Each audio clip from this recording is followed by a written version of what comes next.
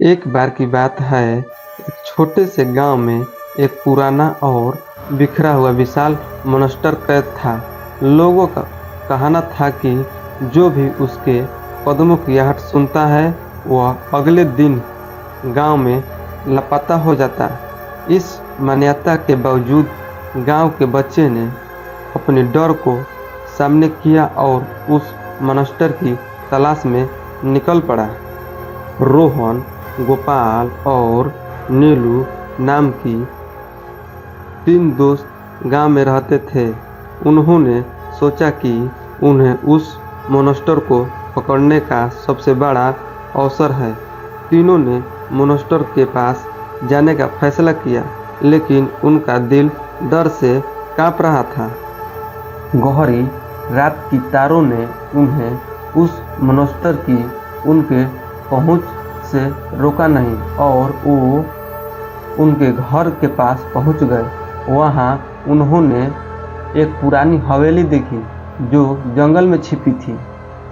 हवेली में प्रवेश करते ही उन्होंने अनेक डरावनी चीखें सुनी। धीरे धीरे वो आगे बढ़ने का साहस जुटाया और अंदर जा पहुंचे। हवेली के अंदर उन्होंने एक पुरानी अरूढ़ महल देखा जो कि डरावनी थी। एक अजीब ध्वनि उनके कानों में गूंज रही थी। एक कमरे में वे उस मोनेस्टर को देखा जो कि अपनी बड़ी आंखों से उन्हें देख रहा था, लेकिन उन्होंने ध्यान नहीं दिया और आगे बढ़ा। तभी एक अन्य कमरे में वे एक छोटी सी बालकनी पर पहुंचे, जहां से एक डरावना आवाज सुनाई दी। उन्होंने नीचे देखा तो वहां कोई था ही नहीं। धीरे धीरे उन्होंने एक दरवाजे को खोला और उन्हें एक बड़ा सड़क के सामने लगे एक डरावने जंगल में ले गया। उन्होंने समझा कि वे अब किसी और दिशा में चले जा रहे हैं।